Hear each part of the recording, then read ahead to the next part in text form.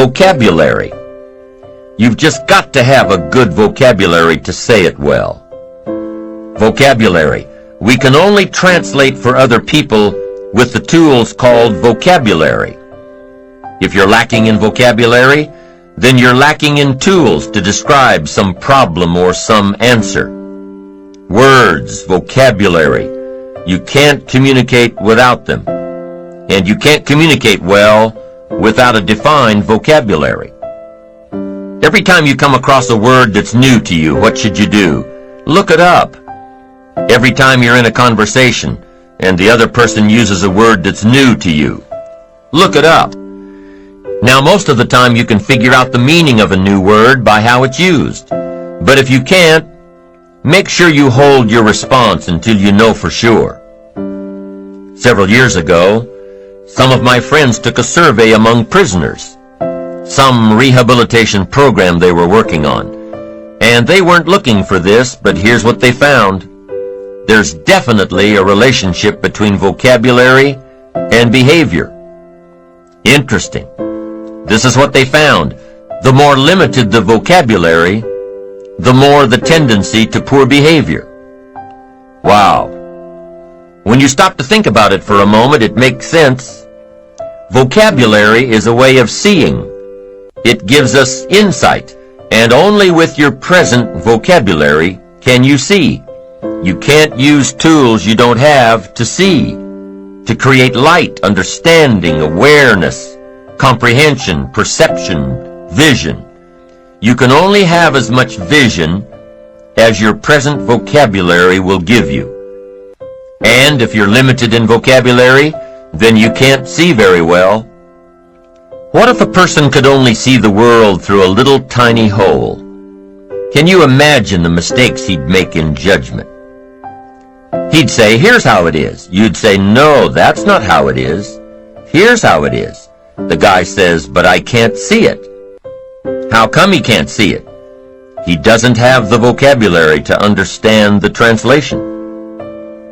Now, vocabulary is also what we use as a tool to express what's going on in our heart, what's going on in our head. Translate our questions, translate our answers, our perceptions, what we see, to be able to say it. And I'm telling you, if you have a limited way of translating and expressing what's going on in your heart and what's going on in your head, you'll fall way behind. So you'd have twin problems without a good vocabulary. Number one, you wouldn't be able to see. Number two, you wouldn't be able to express. And your world would keep getting smaller and smaller and smaller, not having the vision, not having the tools. Finally, you wouldn't need a place much bigger than 10 by 12 to live. Why? That's about as big as some people's world is. That's all they've got, this little narrow world, making mistakes every day. Why? They can't see. Getting it wrong every day. They can't comprehend. They can't understand. No tools with which to translate. For good communication, number one is having something good to say. Number two is saying it well. And number three is reading your audience. You've got to read what's going on between you and the people you're talking to. Should you say what you're saying a little softer? Should you say it a little stronger? Should you explain it more? Should you be more clear and concise? Should you quit? A lot of the decision-making that's going on during a conversation with someone depends on how well you can read, how well you can tell what's going on in the minds of those you're trying to reach. Doesn't matter if you're looking into the face of a child or the face of a colleague or 1,000 faces in an audience. You've got to read what's going on. You've got to pay attention. So let me give you some ways to read. The first one is you've got to read what you see. You've got to read what you see. Search the face of a child and see if you're coming across. See if they look perplexed. See if they're getting it. See if they can't get it. Body language tells us a lot. Look at how the people you're talking to are sitting. what they are doing with their hands, their eyes. A guy's got his arms crossed, legs crossed, chin tucked down and frowning. You've got your work cut out for you. This guy's not going to be easy to reach. The lady's standing up from behind her desk. You've got to hurry. She's not going to listen to much more. You've probably got to pick up the pace and get down to it. So the first one is read what you see. Here's the second one. Read what you hear. You've got to be a good listener to be a good communicator. Get some feedback. Listen. To be a good parent, you've got to be a good listener. To talk well, you've got to listen well. That's so valuable. Get the feedback. Now what you hear may help you change gear.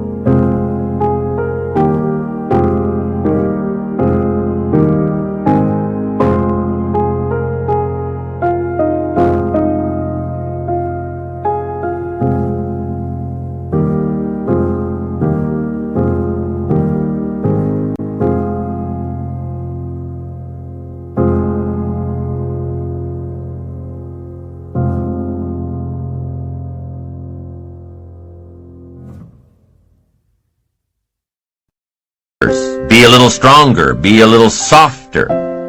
Find a different illustration. This one isn't working. Search for another way to say it. Become sensitive to someone else's words, not just by preparing to talk when the other person's through.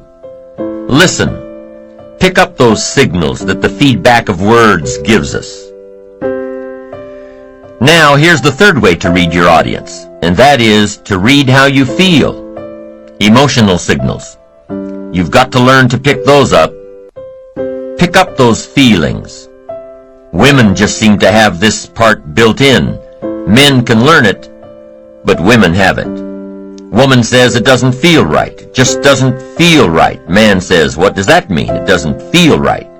She says it's something. He says something, something. What is this something? She says, I'm telling you, something doesn't feel right.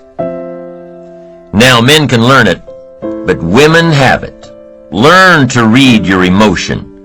Learn to read what others are feeling so you can adjust your communication. I know you told your friend you're not okay, and tell me what's wrong and why you never said you felt that way.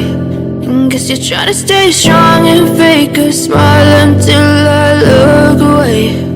But I've known you too long, it hurts to watch your blue eyes fade to gray as you fade away, as you fade away.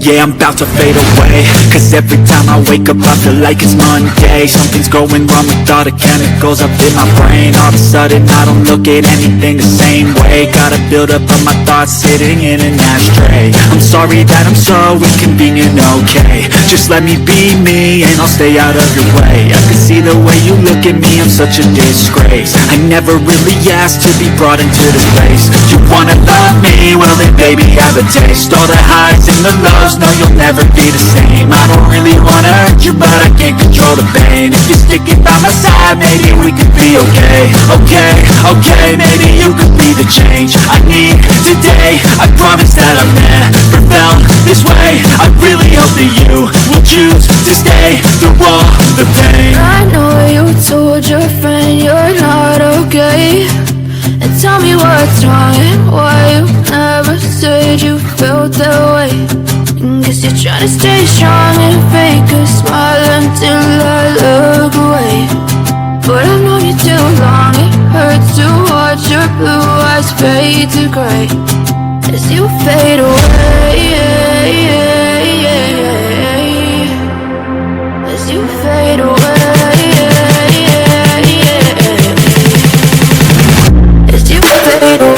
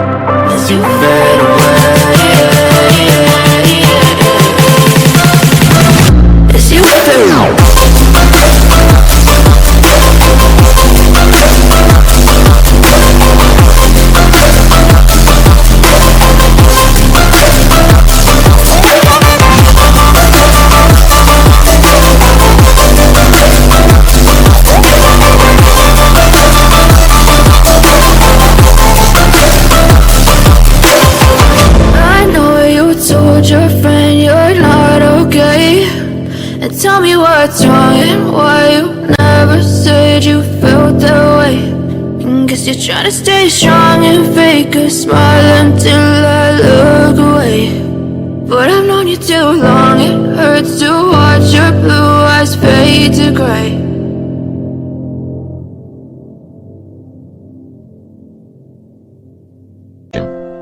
So you can adjust your approach, so you can get your message across, so you can communicate well. Communication, having something to say and saying it well. Communication is one of the key ingredients in being able to work well with others, in being able to build our ambition by working well with others. Now that we've talked about some basic communication skills, you need to understand how best to apply them. What you can do and cannot do in the marketplace. How you talk and act while playing volleyball on a Saturday afternoon probably isn't the same as how you'd talk and act around a group of people who want to invest in your company. How you communicate with your old friends and family members is probably an abbreviated version of how you should communicate in a high-powered business setting. When you meet a new group of people, you must watch and listen and be alert before you decide on the appropriate communication style. You might greet old friends with a slap on the back and a tasteless joke, but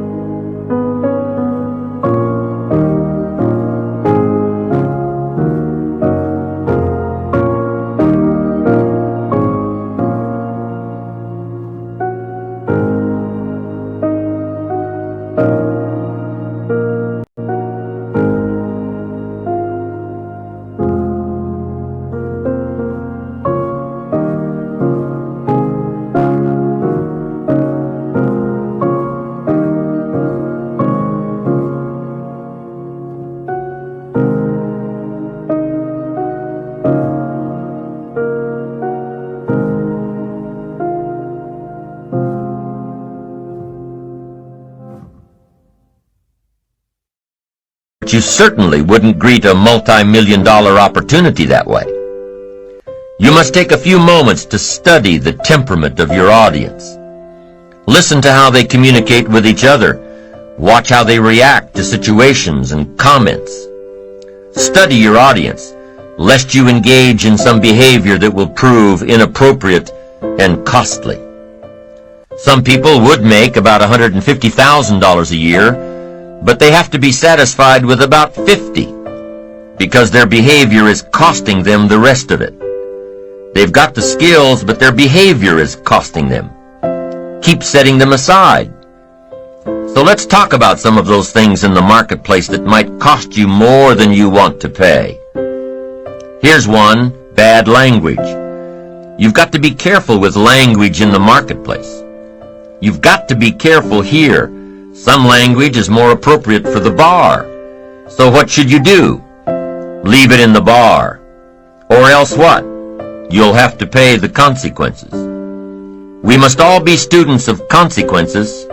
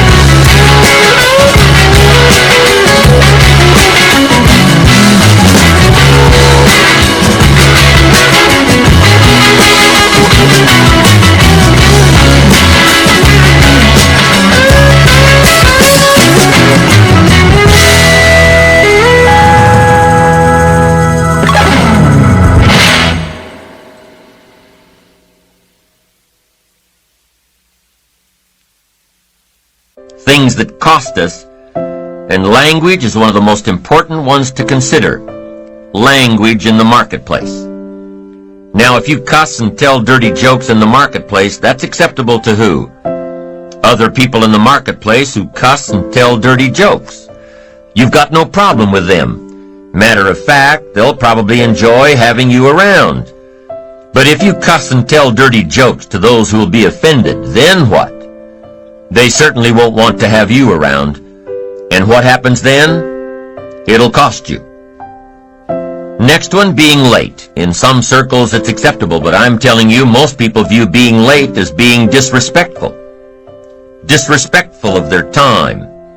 And if they feel that you're disrespectful of their time, they'll also feel you're disrespectful of their business. Why? Because everything affects everything. Now, if you have a legitimate excuse and your reputation already says that you're punctual, then you might get away with it a time or two. But be careful about being late. One day you're just too late to close the deal. Be on time. You've also got to be careful about using inside lingo on the outside world. Your industry's buzzwords are just that. your industries. Be careful not to use this terminology on the outside. People who speak computer language, they've got to learn to shift gears when they go out into the open marketplace. So watch your lingo. Remember to shift gears from the inside lingo to the outside world. You've got to become a good judge of character. Why? To protect yourself. There are shepherds, and there are sheep, and there are wolves. And we must be wise and understand that some wolves are so clever, they've learned to dress up like sheep. But do not miss the story of the full drama of life called good and evil. Awareness, sensitivity, understanding, knowing the scenario and being on alert for what is called the inevitable.